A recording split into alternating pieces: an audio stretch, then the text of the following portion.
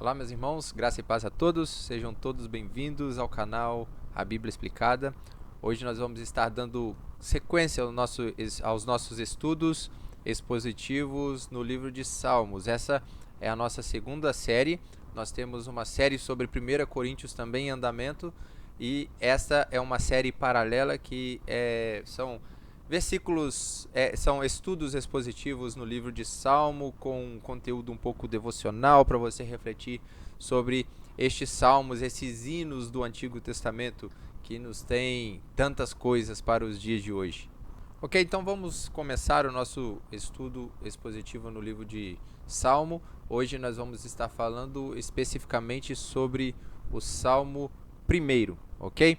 Então, vamos lá.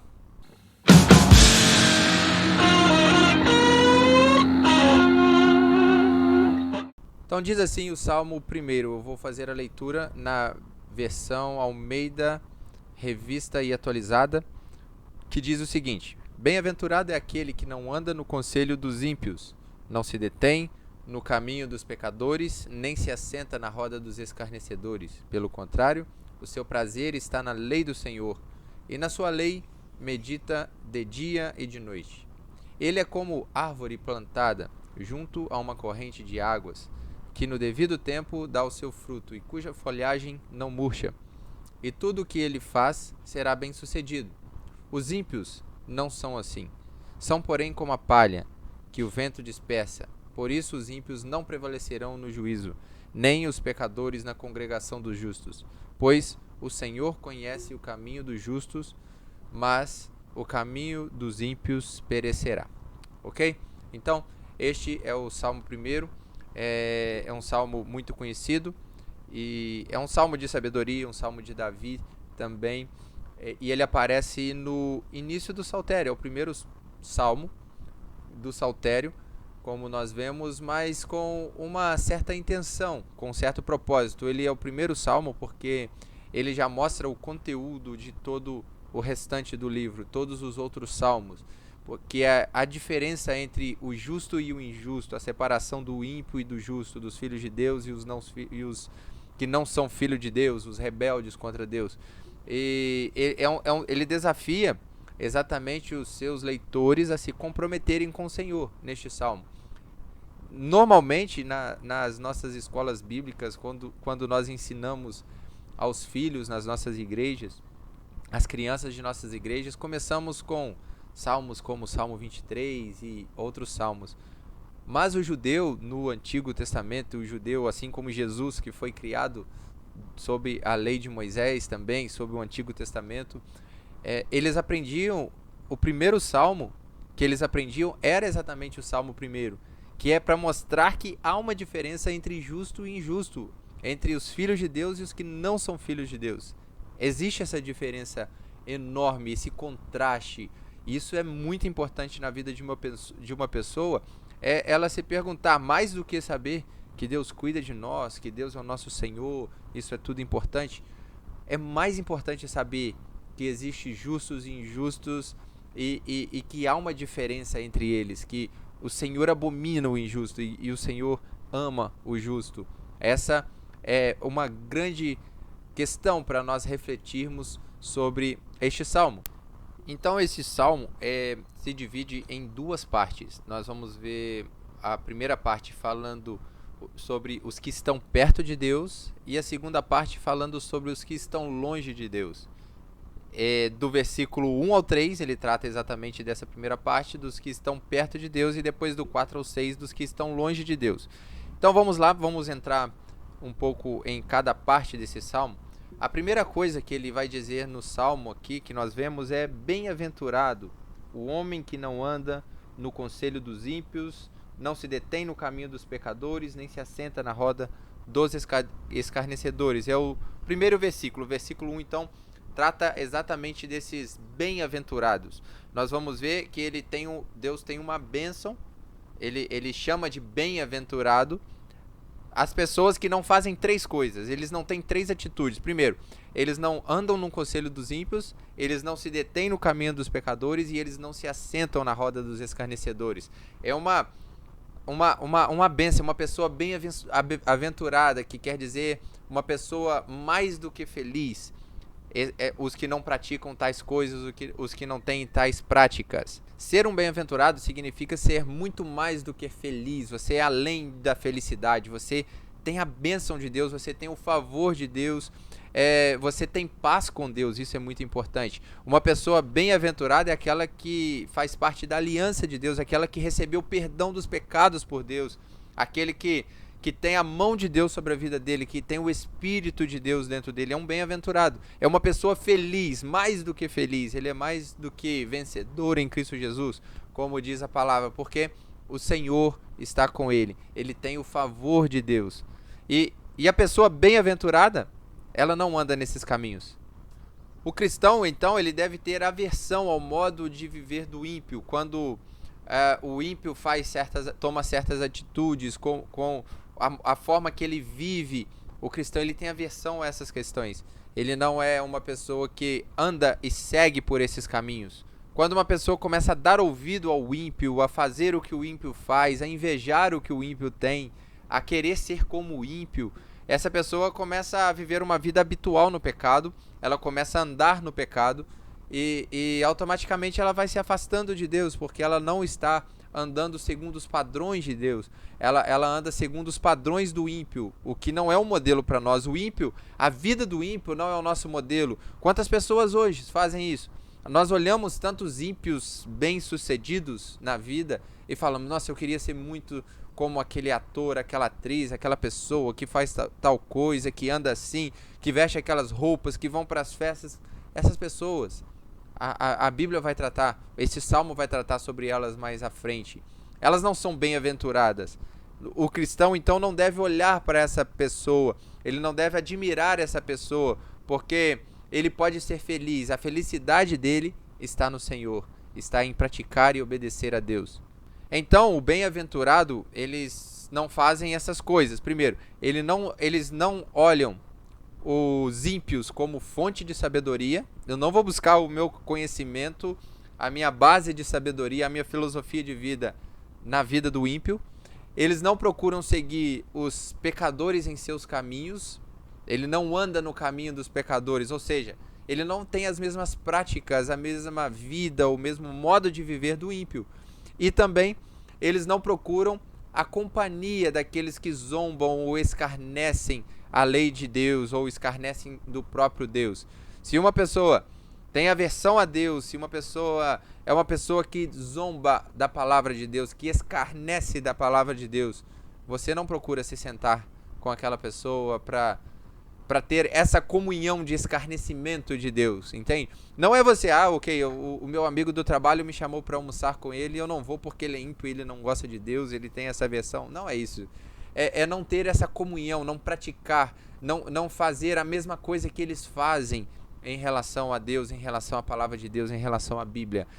E o cristão, ele deve ter muito cuidado com a língua, porque o que você fala tem muita importância, sim, diante de Deus. Os cristãos hoje, eles não freiam a sua língua, eles escarnecem de tudo, escarnecem do próprio irmão, eles falam mal do irmão, eles maldizem o irmão, e o Tiago vai tratar disso lá no Novo Testamento, vai falar da língua do cristão, que é aquele que não tem o freio na língua, como ele vai ter controle de todo o resto do corpo, se ele não consegue frear a própria língua. Então, o cristão tem que ter mais cuidado com as palavras. Claro que não mistificando como muitos fazem hoje, suas palavras têm poder, se você falar isso de uma pessoa, isso vai acontecer, como eu vi uma pessoa dizer certa vez, eu estava falando, nossa, a situação financeira do país está muito ruim, a pessoa, não fala isso, que as palavras têm poder, se você falar isso, a nossa vida realmente vai ficar ruim, a sua vida, o país vai ficar ruim. Eu falo, não, eu estou mostrando a realidade, não é esse tipo de palavra tem poder, mas a sua palavra tem o poder de abençoar ou de amaldiçoar alguém. Você pode causar algo ruim em alguém com suas palavras, você pode também causar algo bom com suas palavras, quando você bendiz. E o cristão, ele não assenta na roda dos escarnecedores para maldizer as pessoas, Deus e as coisas que são de Deus. Resumindo, essa pessoa não tem por inspiração o modelo de vida e a vida secular, mas o evangelho, ok? Então, para refletirmos, o seu pensamento, o seu modo de vida se assemelha mais com o modo de vida da Bíblia, da palavra de Deus, cristão, ou o modo de vida secular? Isso é muito importante. Uma reflexão apenas, analise a sua vida. O que é mais comum para você? O pecado, a vida do ímpio ou a palavra de Deus? E então agora ele segue falando do prazer do crente. Qual que é o prazer do crente? Ele diz: antes, o seu prazer está na lei do Senhor, e na sua lei medita de dia e de noite. Ou seja, o crente, o prazer, o que traz felicidade para o crente em suas práticas é a lei de Deus, é a palavra de Deus. E nela medita dia e noite. O que isso significa? O cristão tem que ler a Bíblia 24 horas por dia? Não, claro que não. A Bíblia está dizendo que nós meditamos na palavra de Deus, na lei de Deus, nas coisas de Deus. Ou seja, nós pensamos sobre essas coisas durante todo o dia em nossa vida. Se eu vou fazer algo, eu falo que a palavra de Deus diz isso, a palavra de Deus me diz aquilo, porque o Espírito te guia. Aquela palavra que está dentro de você, ela te dá uma direção, ela te dá um norte, e você rumina aquela palavra. E nisso está a importância de nós irmos à igreja, ouvir um sermão expositivo, que expõe a palavra de Deus, que explica a palavra de Deus, porque aquela mensagem ela vai estar ruminando dentro de você, e você vai falar das coisas de Deus e vai viver essa palavra. O prazer do cristão, então, ele está na lei de Deus, na palavra de Deus. Ele é feliz quando obedece a palavra de Deus. Quanto mais você obedece, mais feliz você tem, mais feliz você é. Quanto mais prazer isso te gera, quanto mais você pratica, mais prazer isso te gera. E não, o cristão não é feliz ou triste por não poder fazer o que o ímpio faz. Queria tanto fazer aquilo que o meu amigo faz, mas eu não posso, né, porque eu sou cristão. Não, o seu prazer é em praticar e obedecer a Deus. Este é o seu prazer. Quando cometemos um pecado ou quando fazemos algo contrário à palavra de Deus, isso machuca o nosso coração. Nós sentimos plena tristeza e desprazer de nós mesmos. Nós falamos: oh Deus, eu sou um miserável, eu sou um pecador, eu fiz isso, eu errei. Porque o nosso prazer está em obedecer a Deus. A palavra lei aqui não é um conjunto de regras e obrigações, como outras religiões. Cumpra isso que você vai ser salvo. Não. A lei aqui são um estilo de vida baseado na palavra de Deus. Nós vivemos uma vida baseada na palavra de Deus, baseada nos pensamentos cristãos, nos pensamentos da Bíblia Sagrada. E isso esse é o nosso modo de viver. Nós pecamos, às vezes nós não cumprimos o que Deus quer, o que a lei de Deus ordena, o que a palavra de Deus ordena, mas a nossa vida não é uma vida de hábito no pecado, mas sim uma batalha diária entre opostos, entre a carne e o espírito. Agora, o resultado desta meditação está no versículo 3, que diz assim: ele é como árvore plantada junto a uma corrente de águas, que no devido tempo dá seu fruto e cuja folhagem não murcha, e tudo o que ele faz será bem sucedido. Então, o resultado de praticar a palavra de Deus, meditar na lei de Deus, andar no caminho de Deus e ser um bem-aventurado é exatamente isso. Você é como uma árvore plantada junto a uma corrente de águas, ou seja, é uma árvore que nunca vai ter sede, é uma árvore que vai estar sempre alimentada pelo rio, pelas águas do rio. E é assim que Deus faz conosco. Deus nos alimenta de sua palavra todos os dias, e pelo seu Espírito, a água da vida, nos dá força, nos sustenta e nos ajuda a estar de pé, e nos ajuda a cumprir e a obedecer a sua lei. O Espírito de Deus habita em nós e está sempre conosco. Então, tudo o que nós fizermos será bem sucedido. Essa é uma palavra muito forte, porque nós estamos alimentados em Deus. Tudo o que nós fazemos é abençoado por Deus. Aí significa que o ímpio não é bem sucedido? Depende do que você chama de bem-sucedido. Se você acha que ser bem-sucedido é apenas ter muito dinheiro, ter uma boa empresa, ter uma faculdade, então o ímpio também é bem-sucedido. Mas o bem-sucedido da Bíblia não é o bem-sucedido da visão pós-moderna que nós temos hoje, que é em posses e bens, como algumas igrejas ainda pregam dessa forma. Mas o ser bem-sucedido é ter Deus como nosso Senhor e nosso guia. Ser bem-sucedido é ter a bênção de Deus em tudo que nós fazemos. Inclusive nas horas das dificuldades, nós somos bem-sucedidos porque Deus nos guia em todos os passos das nossas vidas. Tudo que o que nós fazemos é abençoado por Deus. Por exemplo, se nós olharmos apenas uma visão materialista, nós vamos pensar, os discípulos foram bem-sucedidos? Jesus foi bem-sucedido? Eles não tinham dinheiro, muitos não tinham casas, não tinham onde morar, não tinham esposa, não tinham trabalho e morreram das piores formas possíveis. Então eles não foram bem-sucedidos?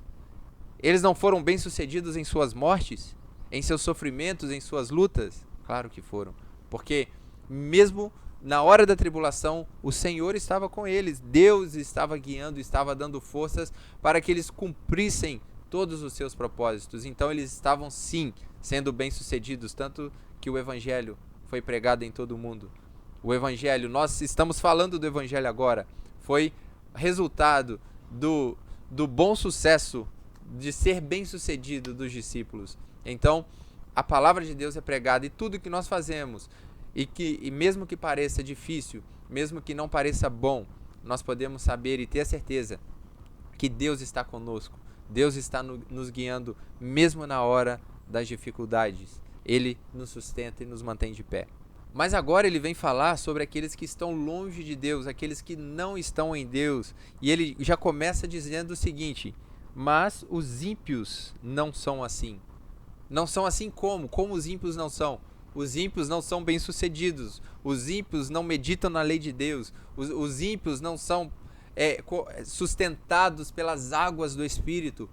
Os ímpios, eles não têm a bênção de Deus. Tudo o que eles fazem é vão, é obra de pecado, é obra de morte, porque eles não têm o sustento e a direção de Deus na vida deles. Então nós temos aqui um grande contraste. Ao invés de ser uma árvore viva, regada pelo rio da vida, ele vai dizer no versículo seguinte: os ímpios não são assim, são porém como palha que o vento dispersa. Uma palha é uma vegetação morta, é uma planta morta, é uma palha. Isso é o ímpio, ele não tem o alimento, ele não tem a água que traz o sustento, ele não tem a água que traz a vida. Ele é como a palha e são dispersados e lançados para onde o vento quer. Ou seja, eles não são algo que tem uma base sólida e firmada em Jesus, porque eles não têm a vida e o sustento de Deus no coração deles. E nós podemos ver esse contraste claramente aqui no texto. Um é alimentado pela água da vida e o outro não. São linhas completamente diferentes, são direções totalmente diferentes. Os ímpios são estáveis, eles não têm raiz, eles não têm frutos. Eles são incapazes de manter sua posição diante do tribunal de Deus, que vai dizer: por isso os perversos não prevalecerão no juízo, nem os pecadores na congregação dos justos.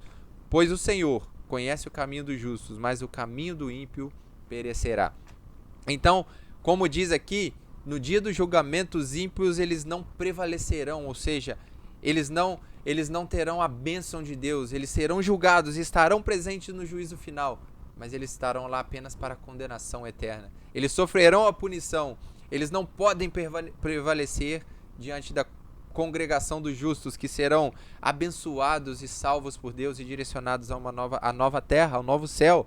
Mas os ímpios serão direcionados para a morte eterna, porque eles não têm o alimento, o sustento na palavra de Deus e não são guiados por ele.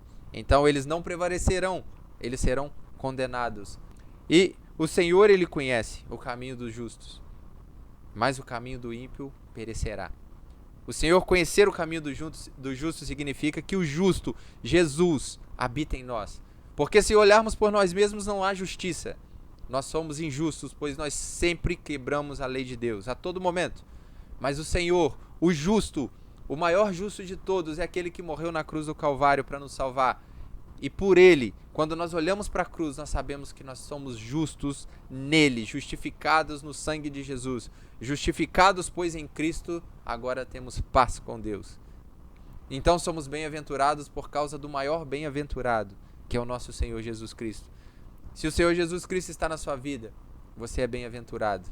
Você é uma bênção, você está sendo regado e sustentado pelo próprio Deus. Senão, a única coisa que te aguarda é a condenação eterna. Não há justiça para aqueles que estão longe de Deus, mas não há nenhuma condenação para aqueles que estão em Cristo Jesus. Se Cristo Jesus está conosco, nós temos a vida eterna em nós. Então nós refletimos, para concluir, qual caminho você tem trilhado? Qual caminho você tem seguido? O caminho da justiça ou o caminho da injustiça?